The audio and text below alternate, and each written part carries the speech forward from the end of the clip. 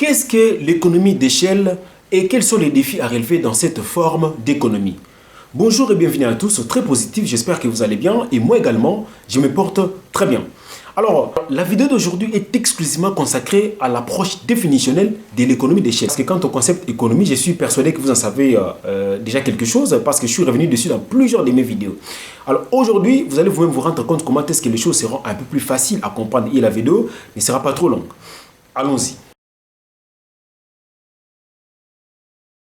Alors, sachez que dans les quotidiens des entreprises, il y a plusieurs défis à relever par celles-ci. Alors, parmi ces défis, il y a deux d'entre eux, en tout cas qui sont les plus importants et qui sont généralement mis en avant-plan, en tout cas dans toute entreprise. Alors, le premier défi à relever par les entreprises quotidiennement, commerciales tout comme industrielles, c'est de produire à des quantités importantes, des quantités abondantes, en vue de répondre justement à des demandes des marchés de plus en plus croissantes et surtout dans les sociétés actuelles où le taux de pression démographique est très élevé. Ça veut dire que sur le marché, il y a de plus en plus de besoins de consommation qui se manifestent et les entreprises sont obligées ou sont dans cette obligation afin de répondre à ces demandes qui est exprimée par les consommateurs sur les marchés. Et cette production en abondance va constituer pratiquement ces robinets qui, une fois ouverts, va faire jaillir plusieurs éléments qui vont profiter à l'entreprise. Il y a par exemple, l'entreprise va réaliser des recettes de plus en plus importantes. Or, en économie, qui dit recettes importantes veut dire des résultats positifs. Résultats positifs qui vont déboucher sur l'amélioration de la situation sociale de l'entreprise, etc. Bref, il y aura un effet d'entraînement positif sur l'ensemble de l'organisation de l'entreprise. Et pour ce faire, les entreprises doivent justement passer par un certain nombre d'étapes. Exemple, en recourant à des méthodes et techniques de production plus rapides, exemple en utilisant une technologie récente ou une technologie en vogue, en utilisant par exemple des machines, des équipements très sophistiqués pour parvenir à cette action-là. Cette action qui consiste justement à produire en abondance. Notez bien que cette considération n'est pas exclusivement circonscrite au niveau du secteur privé.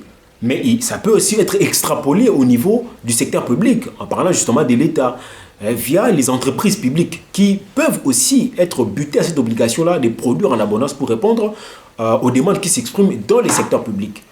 Le deuxième défi, c'est le défi de l'efficience. Alors, après avoir consulté les dictionnaires en vue d'en savoir plus sur le contenu de ces concepts, on me dit que l'efficience consiste tout simplement à obtenir des bons résultats, mais avec moins d'efforts ou moins de dépenses. Alors, cette considération en économie, nous la gardons, mais sauf que nous essayons de l'enrichir un peu. Alors, il s'agit pour les entreprises de produire bien sûr en abondance, de produire en grande quantité, mais tout en minimisant les coûts de production, tout en minimisant leurs charges relatives à cette production. Autrement dit, nous voulons produire, mais avec moins de dépenses. Nous voulons obtenir plus en termes de quantité, mais avec moins d'efforts. Pour y parvenir, l'entreprise va jouer sur plusieurs éléments. L'action de l'entreprise va être menée, en tout cas par rapport à plusieurs éléments.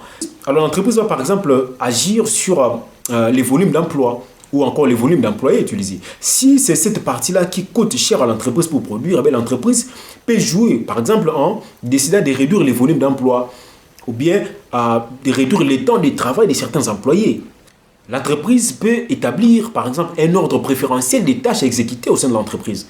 Alors, ça va éviter à ce que toutes les tâches, même les tâches les moins importantes, puissent se fusionner avec les tâches qui sont les plus importantes et ça peut peser beaucoup sur les finances de l'entreprise. Donc, l'entreprise peut jouer en créant un ordre préférentiel des tâches accomplies. Comme ça, on va voir quelles sont les tâches qui sont prioritaires et quelles sont les tâches qui sont secondaires ou subsidiaires, qui, même si elles ne sont pas accomplies, ça ne posera aucun problème à l'entreprise. Ça peut aider l'entreprise également à renforcer sa capacité de production.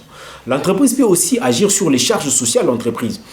Donc, quand il dit charges sociales, je vois les salaires, les primes, tout ce qui a trait à la rétribution des facteurs de production. L'entreprise peut également jouer de ces côtés-là. Si c'est une enveloppe colossale pour l'entreprise et que ça pèse beaucoup, l'entreprise peut jouer sur ce point-là pour essayer de renforcer sa capacité productive. Par exemple, s'approvisionner auprès des fournisseurs, exemple, qui vendent d'abord à prix bas, mais dont l'écart entre le lieu d'approvisionnement et puis le lieu de production, en tout cas, ne va pas trop coûter en termes de transport, en termes de manutention, etc. Donc, l'entreprise peut également jouer sur cet élément-là. Donc, il y a tout un tas d'éléments sur lesquels l'entreprise peut jouer pour pouvoir renforcer sa capacité de production afin de produire à grande échelle. Alors, maintenant, et lorsqu'on fait maintenant la fusion de ces deux éléments, entre d'une part la production en grande échelle ou la production en grande quantité. Et puis d'autre part, la minimisation des coûts ou la minimisation des charges de production. C'est ce qui nous donne justement l'économie d'échelle. C'est ce qu'on appelle l'économie d'échelle. Donc partout où vous entendrez parler de l'économie d'échelle, pensez à ces deux éléments. Pensez à ces deux défis. 1. Produire en grande quantité. 2. Minimiser les coûts. Et cela se fait simultanément. Ce n'est pas qu'on produit d'abord, après on minimise les coûts après. Ou bien on minimise d'abord les coûts, après on produit après. Non, non, ça se fait simultanément. Ça veut dire que nous produisons tout en minimisant les dépenses qui sont liées à cette production. Alors voilà ce que j'avais à vous partager aujourd'hui. Alors ça, c'est un petit résumé, c'est un condensé. Si vous voulez en savoir davantage, si vous voulez avoir une formation complète sur l'économie d'échelle, vous n'avez qu'à nous écrire via cette adresse, nous allons vous répondre. Et quant à moi, je vous dis à la prochaine. N'oubliez pas de jeter un coup d'œil dans la description pour retrouver des formations que nous mettons à votre disposition. Et si vous avez des contributions à apporter, insérez-les dans les commentaires. Nous serons très heureux parce que ça va nous aider à avancer. N'oubliez pas également de vous abonner à la chaîne si ça vous a plu et de mettre un pouce bleu parce que ça va nous encourager à faire encore davantage pour vous faire profiter de ces valeurs scientifiques. Quant à moi, je vous dis à la prochaine. Merci.